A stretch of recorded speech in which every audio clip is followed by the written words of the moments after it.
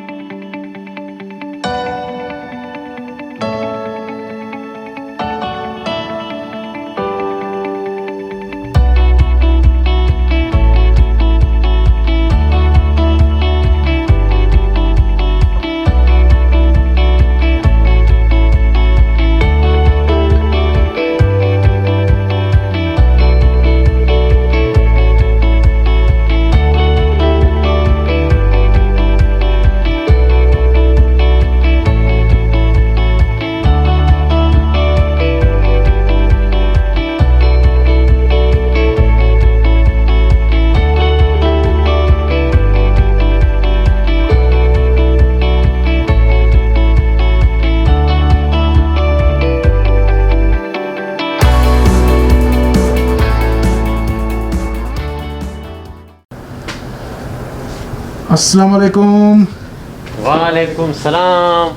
अस्सलाम वालेकुम वैद भाई, कैसे हैं? सोशल डिस्टेंस मेंटेन रखते हुए। आप कैसे हैं जी? खैरियत? अस्सलाम वालेकुम यासर भाई, कैसे हैं? ठीक ठाक जी।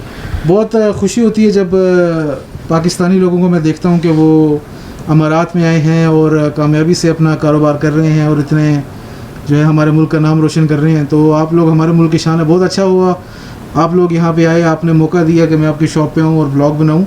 थैंक यू सो मच जी। और आज के ब्लॉग की वजह से बहुत सारे जो लोग देखने वाले हैं उनको सीखने और समझने का मौका मिलेगा कुछ बीमारियों की वजह से जो दुनिया में सबसे ज़्यादा फेमस हैं, जैसे ब्लड प्रेशर हो गया, डायबिटीज़ हो गई।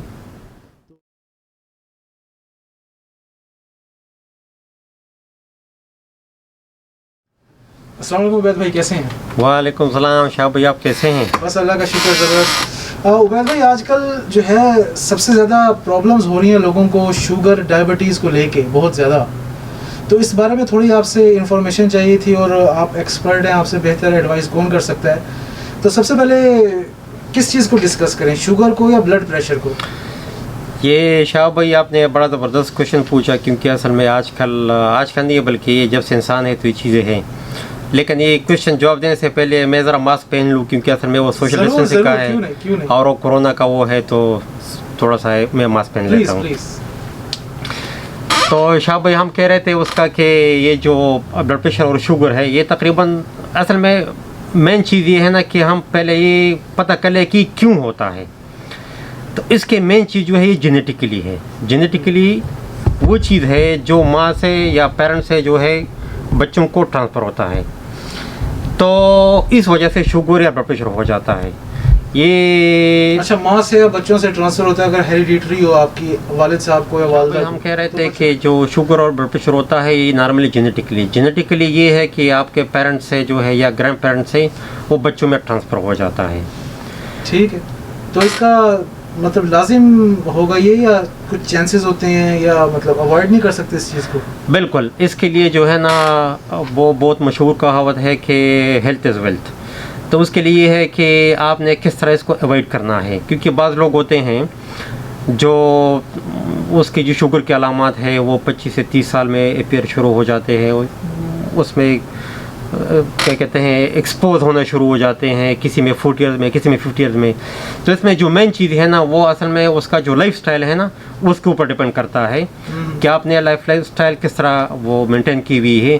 जिस तरह यह है कि एक्सरसाइज करनी है आपने, सही बात है। आपने हेल्दी फूड लेनी है, और फिर आगे चल कर आपको मैं बताऊंगा कि जो नेचुरल चीज़ें हैं। अच्छा, ये एक्सरसाइज और हेल्दी फूड वगैरह से काबू पाया जा सकता है इन डायबिटीज़ और शुगर जैसी और ब्लड प्रेशर जैसी बीमारियों से? बिल्कुल शाह भाई, आपने बहुत ज़बरदस्त क्वेश्चन पूछा। अक्सर लोग यही कहते हैं कि इसका इलाज है कि नहीं है। तो शाह भाई, इसमें मेन चीज़ ये है कि इलाज तो इसका है नहीं, लेकिन असल में आप इसको डिले कर सकते हो। जिस तरह मैंने पहले बताया कि जो 30 साल के लोग हैं या जवान है जो 35 साल के हैं, बाद लोगों में 50-60 ईयर्स तक जो है उसको दवाई की ज़रूरत नहीं पड़ती। अच्छा, हाँ। ज़बरदस्त। तो इसको हम डिले कर सकते हैं एक्सरसाइज और फूड के ज़रिए। ये आपकी बात जो है वो अच्छी लगी है, क्योंकि आप चाहते तो आप बोल भी सकते थे कि ख़त्म हो सकता है, लेकिन आपने हकीकत बताई है हमें, और आज हम यही जानने के लिए यहाँ पे हैं कि हकीकत क्या है। तो मैं जहाँ तक समझा हूँ इस चीज़ को, वो ये है कि जीन्स का बहुत किरदार है इसमें। बिल्कुल सही। अच्छा, तो ये थोड़ा बताइएगा, अगर एक आदमी को कैसे पता चलेगा उसको हाई ब्लड प्रेशर है या शुगर है? इसके लिए बाकायदा टेस्ट कराना पड़ेंगे या कुछ सिम्टम्स वगैरह होते हैं? ज़बरदस्त, बड़ी ज़बरदस्त क्वेश्चन आपने पूछा। अक्सर लोगों को पता भी नहीं होता, क्योंकि हमारे यहाँ यूजुअली हमारे जो एशियन के लोग हैं, क्योंकि वहाँ पे एजुकेशन की कमी है, और डॉक्टर के पास जाते हैं तो हाँ, तो वो जब उसको डिजीनेस सा फील होता है, या जो है उसको चक्कर आने लगते हैं, या उसको ज़्यादा पेशाब आने लगता है, या उसको कुछ इस तरह की चीज़ें होती हैं, तो फिर वो डॉक्टर के पास जाते हैं।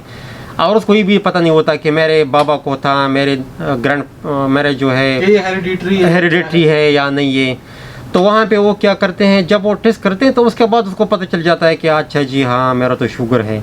क्योंकि नॉर्मली आप घर में भी चेक कर सकते हो, आजकल तो ज़माना बहुत एडवांस है। एक दफ़ा अगर हो जाए शुगर या डायबिटीज़, तो ये नीचे तब एक्सरसाइज या फूड वगैरह से नीचे आ सकती है, तब मेडिसिन यूज़ करना ही ज़रूरी है? बिल्कुल बिल्कुल। ये इस तरह का है कि फ़र्ज़ कीजिए आपका जो है इनिशियल स्टेज में आपने पकड़ लिया कि अभी मेरा ब्लड प्रेशर है या शुगर है, तो उससे क्या होएगा, क्योंकि आपने एक्सरसाइज करनी है, और आपने जो है अगर आप स्मोकर हो तो आपने स्मोक को स्टॉप करना है। अच्छा उबैद भाई, अहम सवाल की तरफ आते हैं कि मेडिसिन्स के बगैर इस चीज़ को कंट्रोल कैसे किया जा सकता है, नेचुरल चीज़ों से कैसे? शाह भाई, इसमें इस तरह का है कि पहले आपको पता होना चाहिए कि अगर आपने स्टार्ट में डायग्नोस कर लिया कि आपको ब्लड प्रेशर है या शुगर है, तो उस टाइम जो है आप कंट्रोल कर सकते हो। उससे बेहतरीन तरीका, सबसे बेहतरीन तरीका ये है कि आप एक्सरसाइज करें। बेहतरीन चीज़ जो है एक्सरसाइज में कौन सा, जिम या भागना दौड़ना? भागना दौड़ना, जिम, ये सारी चीज़ें जो एक्सरसाइज में आती हैं। अगर आप फ़र्क कीजिए बूढ़े हैं तो आप वॉक कर सकते हैं, अगर आप यंग हैं तो आप रनिंग कर सकते हैं, जिम जॉइन कर सकते हैं। कितने घंटे दिन में? मिनिमम 30 मिनट जो है आपने करनी है। अगर 1 घंटा 2 घंटा लगेगा तो और अच्छी बात है। और दूसरी बात यह है कि आपने हेल्दी फूड लेनी है। हेल्दी फूड का मतलब ये है कि आपने वेजिटेबल लेनी है, आपने जो है वो ऑयली चीज़ों से परहेज़ करनी है।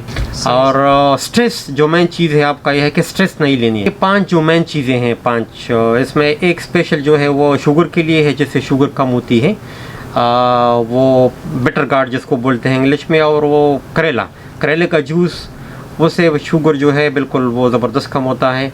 वो निहार मूल लेनी है मॉर्निंग में। बाकी 4 चीज़ें हैं जिसमें ये तुलसी के पत्ते हैं, उसका जूस लेना है, नीम का जो है जूस वो खाली पेट लेनी है मॉर्निंग में, और एक और वो है लेमन जूस, वो बेहतरीन है, उससे आपका शुगर भी कम होएगा। अच्छा उबैद भाई, ये इंसुलिन वगैरह के बारे में थोड़ा बताएं। वो जो इंजेक्शन वगैरह होता है, ये मतलब इतनी सारी मेडिसिन हैं और ये फिर इंजेक्शन क्यों लगाने पड़ते हैं, ये कौन सा लेवल है?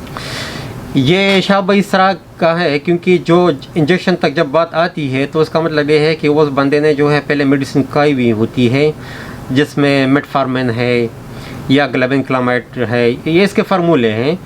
तो क्या होता है, डॉक्टर जो है वो पहले इन चीज़ों के ऊपर बंदे को डाल लेता है कि आपने यूज़ करनी है, लेकिन अगर उसे कंट्रोल नहीं हो रहा तो फिर वो क्या करता है कि वो फिर इंजेक्शन पे लगा लेते हैं। अभी फ़र्ज़ कीजिए इंजेक्शन से भी नहीं होता तो फिर वो दोनों मिला के देते हैं। और ब्लड प्रेशर के बारे में थोड़ा सा बताएं, उसका क्या जो है वो ट्रीटमेंट है, और आखिर उसकी स्टेज क्या है जब इंसान का एक्सट्रीम पे पहुंच जाता है, हाइपर ब्लड प्रेशर? ये शाह भाई इस तरह का है कि जिस तरह मैंने पहले बताया था कि ये जेनेटिकली होती है, तो उससे बेहतरीन तरीका ये है कि आप एक्सरसाइज करेगा तो उससे क्या होगा कि आपका जो है ब्लड प्रेशर कम हो जाएगा। लेकिन इनिशियल स्टेज पे अगर आप डॉक्टर के पास जाते हैं तो वो आपको मेडिसिन प्रिस्क्राइब करके देता है, जिसमें जो है एटिनोलॉल है, प्रोप्रानोलॉल वगैरह हैं, इसमें जो है वालसर्टान है, इसमें टेलमिसर्टान है, डिफरेंट टाइप्स की हैं, क्योंकि ब्लड प्रेशर के भी मुख्तलिफ किस्में हैं। तो इस वजह से जो है आपको इस तरह की हज़ारों मेडिसिन भी मिलेंगी ब्लड प्रेशर की। लेकिन ये है कि वो डॉक्टर डिसाइड करेगा कि आपने कौन सी मेडिसिन लेनी है। डॉक्टर हमेशा ये कोशिश करता है कि अगर आपका ब्लड प्रेशर जो है कम है या ज़्यादा है, अगर आपका ब्लड प्रेशर ज़्यादा है तो डेफिनेटली वो आपको जो है स्ट्रॉन्ग मेडिसिन देगा जो आपका ब्लड प्रेशर जो है जल्दी कंट्रोल कर ले। और फिर वो आहिस्ता आहिस्ता 2 महीने के बाद 3 महीने के बाद वो आपका चेकअप करता रहेगा, तो फिर आहिस्ता आहिस्ता आपका मिलीग्राम जो है नीचे करता जाएगा। थोड़ा सा आप अपने बारे में बताइए प्लीज़। आपने यहाँ पे फार्मेसी, आप यहाँ पे जॉब करते हैं या ये आपकी अपनी फार्मेसी है? ये शाह भाई सच पूछे मेरा तो ये अपनी फार्मेसी है माशाल्लाह। और यहाँ पे तकरीबन मेरे ऑलमोस्ट 17-18 साल होने वाले हैं यूएई में। माशाल्लाह माशाल्लाह।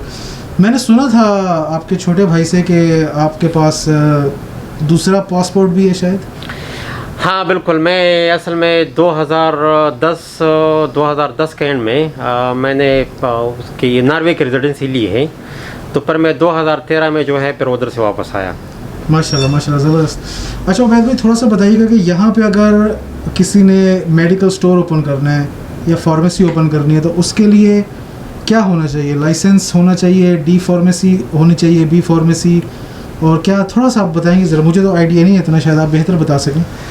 ये शाह भैया अगर फ़र्क कोई जो है अपने लिए अपनी फार्मेसी खोलना चाहता है तो ज़ाहिर बात है पहले तो आपको ज़रूरी नहीं है कि आप फार्मासिस्ट हो, लेकिन एक इन्वेस्टर होता है वो पैसा लगाता है, लेकिन उससे लाजम जो है फार्मासिस्ट को हायर करना होता है, क्योंकि यहाँ पे आपके पास लाजम लाइसेंस होना चाहिए। जिस तरह भी मेरे पास जो है नॉर्वे का लाइसेंस है फार्मासिस्ट का, और इधर का है और पाकिस्तान का है।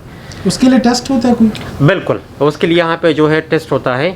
पहले तो ये था कि आप इधर सिर्फ यूएई में आके दे सकते थे विज़िट वीज़ा पे, या इवन अगर आपके परमानेंट वीज़ा भी है, लेकिन अभी इन लोगों ने अच्छा ये किया है क्योंकि आप इस्लामाबाद में भी दे सकते हैं, लाहौर में भी दे सकते हैं। माशाल्लाह माशाल्लाह, ज़बरदस्त। तो उबैद भाई मैं काम करूँगा, आपका ईमेल एड्रेस जो है वो नीचे डाल दूँगा, या आपका व्हाट्सएप नंबर, अगर किसी को कोई इन्फॉर्मेशन लेनी हो या आपसे कोई कांटेक्ट करना चाहे वो आपसे मिल सकता है।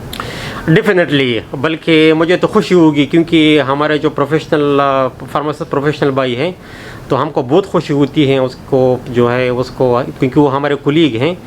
अगर कोई दूसरे लोग जो है अगर वो फ़र्क कीजिए ये फार्मेसी ये बिज़नेस में आना चाहते हैं, बिल्कुल वेलकम, उसको भी वेलकम है। हम बताएंगे कि फार्मेसी किस तरह खोलना है, उसके लिए कितना इन्वेस्टमेंट चाहिए, इसमें फ़ायदा है नहीं है। सही है, ज़बरदस्त। बहुत बहुत शुक्रिया उबैद भाई, आपसे मिलकर बहुत खुशी हुई। Thank you so much Shah भाई।